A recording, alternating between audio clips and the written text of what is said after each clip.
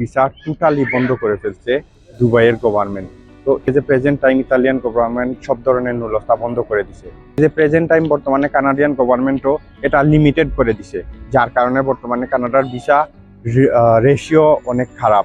দুবাইয়ের রেসিডেন্সি থাকলে Japan easily visit visa দিত। কিছুদিন আগেও আমি নিজেও অনেকগুলা জাপানের 5 থেকে 600 জাপানের ভিজিট ভিসা করছি।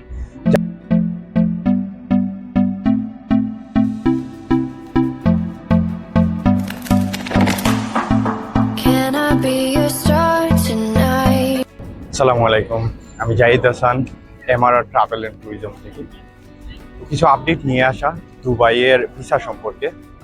আমরা গত কয়েকদিন থেকে ফেস করতেছি দুবাইয়ের যে ভিসাগুলা বাংলাদেশি, পাকিস্তানি অ্যান্ড ইজিপ্ট এই ন্যাশনালিটিদের জন্য কেন বন্ধ করে রাখা হয়েছে, কেন দুবাইয়ের গভর্নমেন্ট এই ভিসাগুলো আমাদের বন্ধ করে দিচ্ছে, কেনই বা পাকিস্তানি, বাংলাদেশি, ইজিপ্ট এই 3 দেশের বন্ধ করে দিচ্ছে, আদার কান্ট্রিগুলার কেন ওপেন আছে।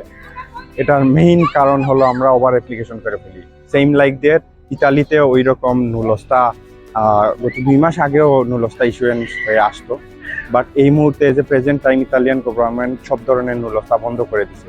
কেন এইগুলা করতেছে? কারণ আমরা বাংলাদেশি এই রিজনটার কারণেই আমরা ভিসা রিজেকশন অথবা আমাদের যে কোনো দেশের ভিসা ইস্যুয়েন্সের জন্য বাধাগ্রস্ত হই।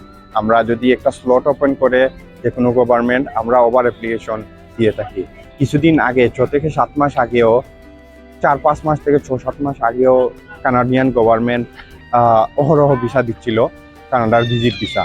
যে কোনোভাবে অ্যাপ্লাই করলে, যে কেউ অ্যাপ্লাই করলেই পেত। বাট এই যে প্রেজেন্ট টাইম বর্তমানে কানাডিয়ান গভর্নমেন্টও এটা লিমিটেড করে দিছে, যার কারণে বর্তমানে কানাডার ভিসা রেশিও অনেক খারাপ, অনেক কম আসতেছে ভিসাগুলা কানাডার।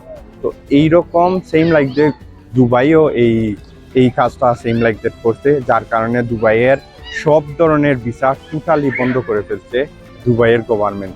তো আমরা জানি জাপান, দুবাইয়ের রেসিডেন্সি থাকলে জাপান ইজিলি ভিজিট ভিসা দিত। কিছুদিন আগেও আমি নিজেও অনেকগুলা জাপানের 5 থেকে 600 জাপানের ভিজিট ভিসা করছি, যার মধ্যে ম্যাক্সিমাম অ্যাপ্লিকেশন জাপানে গিয়ে ভিজিট ভিসায় গিয়ে আর রিটার্ন হয়নি। ওখানে গিয়ে রিফিউজির অ্যাপ্লাই করছে, পার্মানেন্টলি স্টের জন্য রিফিউজির অ্যাপ্লাই করে ওখানে থাকার চেষ্টা করছে।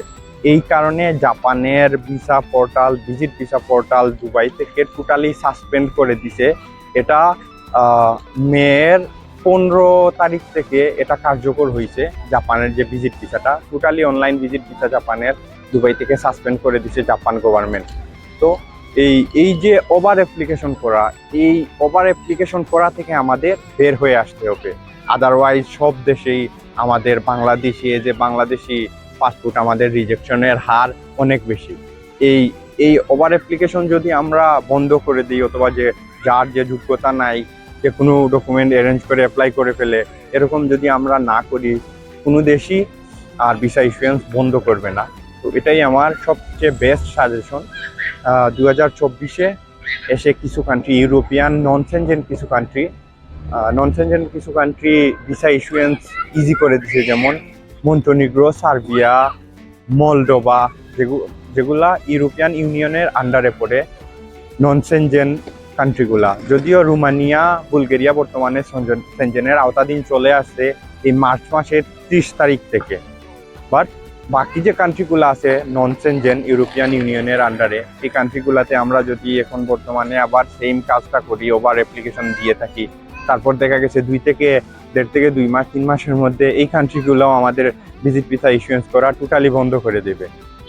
দুবাইয়ের রেসিডেন্সি থাকলে আমরা যে সুবিধাগুলো পাই, বর্তমানে তো দুবাইয়ের এমপ্লয়মেন্ট ভিসা, ভিজিট ভিসা সব বন্ধ করে দিচ্ছে। শুধু দুবাইয়ের না, আমরা যদি ইটালির রেসিডেন্সি থাকে, কানাডার রেসিডেন্সি থাকলে আমরা ইউএসএতে ইটিএ করে যেতে পারি, ইটালির রেসিডেন্সি থাকলে পুরো সেনজেনে আমরা ঘুরতে পারি, জার্মানির রেসিডেন্সি থাকলে, অস্ট্রেলিয়ান রেসিডেন্সি থাকলে আমরা বলকানসের কিছু কান্ট্রিতে অনারেবল পাই, ইউকের রেসিডেন্সি থাকলে আমরা পুরো সেনজেনে অনারেবল পাই। সেম লাইক দ্যাট দুবাইয়েও যদি রেসিডেন্সি থাকে, কিছু কান্ট্রিতে অনারেবল পাওয়া যায়। বাট এই যে বাংলাদেশি পাসপোর্ট হোল্ডার আমাদের কার্যকলাপের কারণে এই অনারাইবল কান্ট্রিগুলাও আমাদের ব্যান করে দিচ্ছে।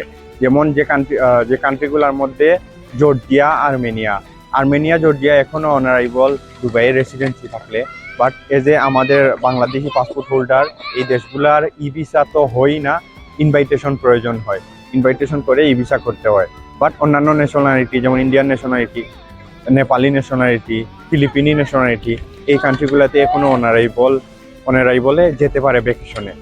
তো আমরা দুবাইয়ের যে রেসিডেন্সি অনেক পাওয়ারফুল, এই রেসিডেন্সিটা ভালো একটা প্রফেশনে যদি দুবাইয়ে আপনার রেসিডেন্সি থাকে, বিশ্বের বিভিন্ন কান্ট্রিতে অনারেবল ফেসিলিটি পাবেন। তারপরও আরও কিছু ইউরোপিয়ান কান্ট্রি আছে যেগুলাতে আপনি ভিজিট ভিসার অ্যাপ্লাই যদি করেন, ইজিলি ভিজিট ভিসা ইস্যু হয়ে আসে।